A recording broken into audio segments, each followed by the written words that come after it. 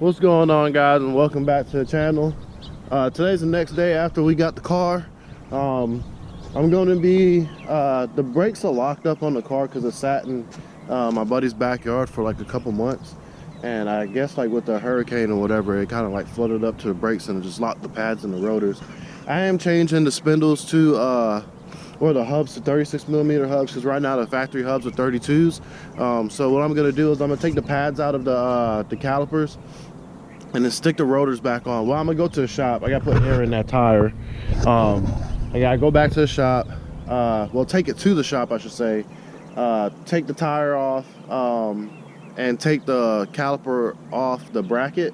Take the pads out, and then I'm gonna put the caliper back on the bracket, put the wheel on, and then we're gonna get it off the trailer, because right now it's pretty much dead in the water, stuck on the trailer. So I'm gonna go ahead and start airing up this tire, and then I'm gonna get rolling to the shop.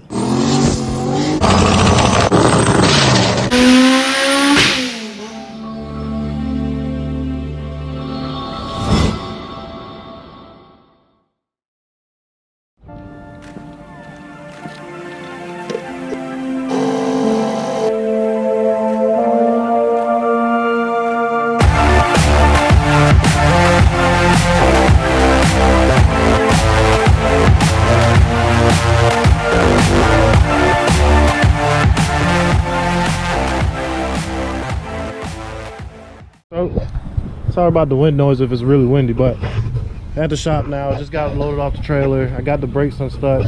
I left this caliper on the hook, but we're gonna fix that. I pulled that wheel off, and there was a hell of a lot of ants that came out there, so we just killed them with brake cleaner. What I plan on doing is I'm gonna cut this mount out. I'm gonna get all this AC junk out of here, get this old catch can out of here. I might reuse it later, I'm not sure yet.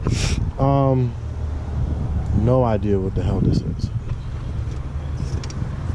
What is that? Anyway, get all the stuff that I'm not using out of here, like the power steering, this old back mount, because that's for B series.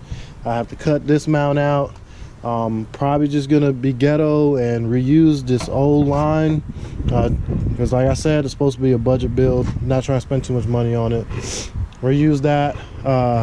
I'm gonna take the fuel filter off, take the battery out, the battery tray, get these lines out, get everything out that I don't need for a swap, like power steering stuff, cruise control, all of that. And then I'm gonna pull it outside. I'm gonna hook the pressure washer up, and then I'm gonna start pressure washing and trying to clean the engine bay out. I believe this radiator support is not even welded in, because to my knowledge it's been changed before. But what I'm gonna do is I'm gonna get a traction bar, and I'm gonna cut the bottom part of this radiator support out, and then I'm gonna tie the radiator support itself into the traction bar so that I don't have to worry about this thing crumpling anymore. And then we'll just I get some clamps, and I'll make like some brackets for the radiators on this side. Yeah, let me go ahead and push it, and I'm gonna start pulling some of the stuff off, and we'll start moving forward with it.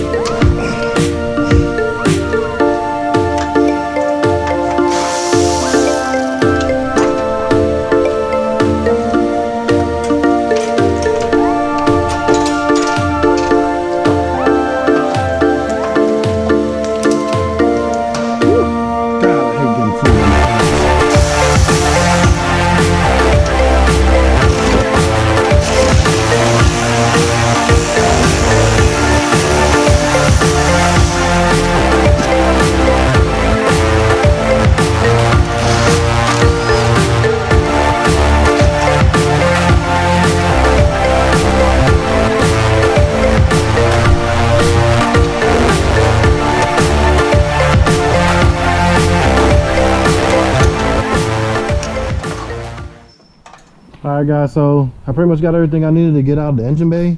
My next step is that I'm just gonna clean this up. Obviously, I need to put that CTSV on my trailer and move it, and then I'm gonna start spraying the engine bay down with some awesome, which is awesome degreaser, pretty much. I'm gonna pressure wash the engine bay, and then I'm gonna come in here. Well, actually, before I do that, I'm gonna cut that mount out first, and then pressure wash the engine bay, and then we put the motor in.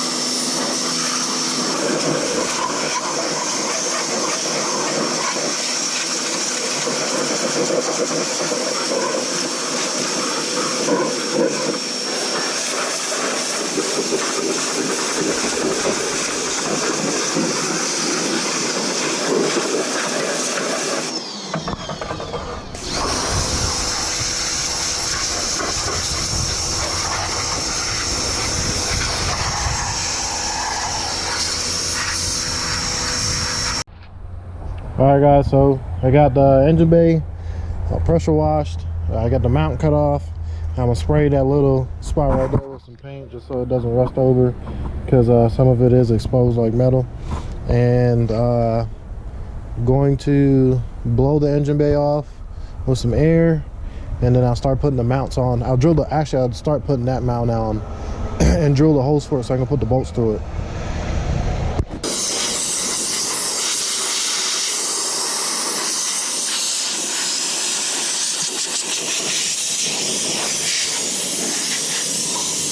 Alright guys, so here's the motor that I have. Is a K20Z3. I got it at a junkyard for 475 bucks with the motor, the trans, and the RBC intake manifold. I have the intake manifold off right now because it's got some gunk in it. So I'm gonna clean it out with some brake cleaner. I have the mounts over here.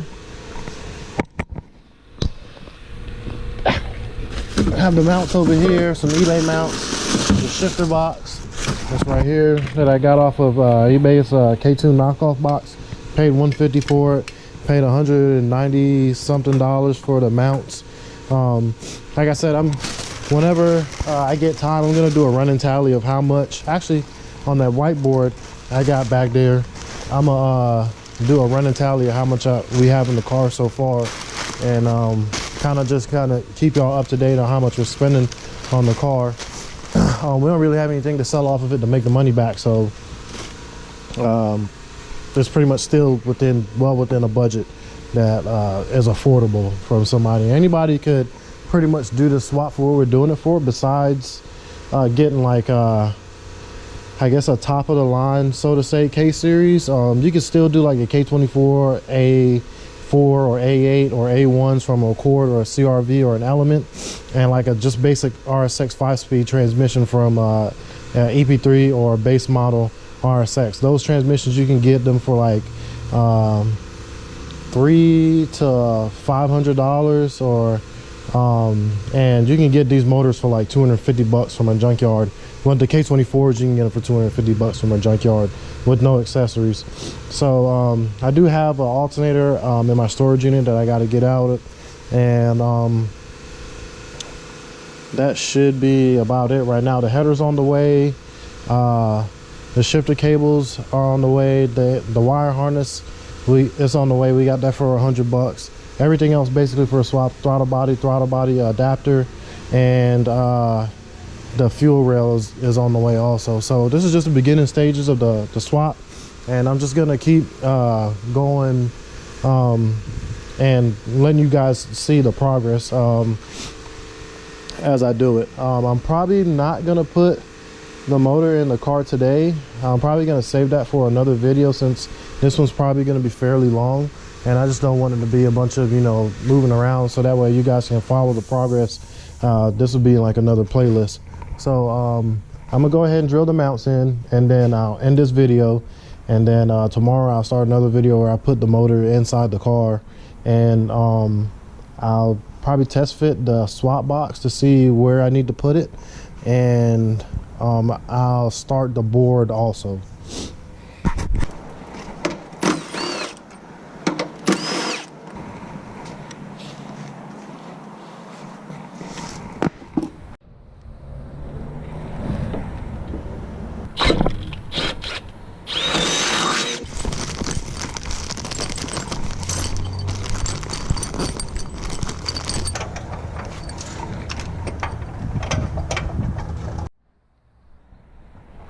All right, so if you don't know, there's some bolts under here that go like on the stock B series and single cams on the torque mount.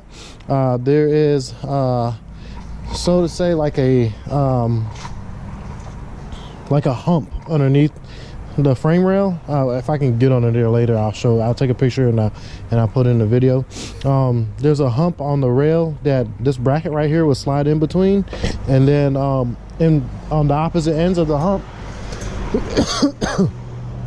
there is two 14mm nuts on the inside of the frame rail that bolts will go in through this way, like coming up, but you can also run these bolts right here down through them, and it'll lock the plate, the motor mount in on this side, and then you can go under and put the lock nut and washer underneath it. So normally I just start it from the top, and then when I go underneath the car to put the axles in or whatever, I put the lock nut in.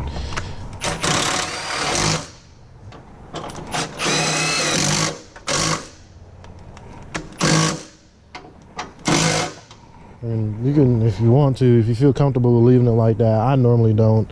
You can just leave it like that because it is pretty secure, or you can, like I said, go underneath, put the lock nut on it, and you'll be good. So that's pretty much gonna end it for this video. The next time you see this, next time you see me, I'll be putting the motor in the car. Like I said, I'll be mocking up the shifter box. I might have to buy a plate for it or make a plate.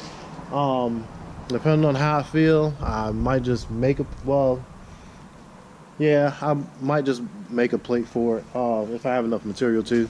But I still have to get some more parts. I forgot that I need to get the hubs, because we're putting RSX Type S hubs on here because they're 36mm and they're pretty much indestructible in these light cars. And I need to get a half shaft also. I need to source a half shaft. I found a couple ECUs that I'm interested in, which I might pick up one this week. But other than that, thanks for tuning in. Comment, like, share, subscribe, and have a good day.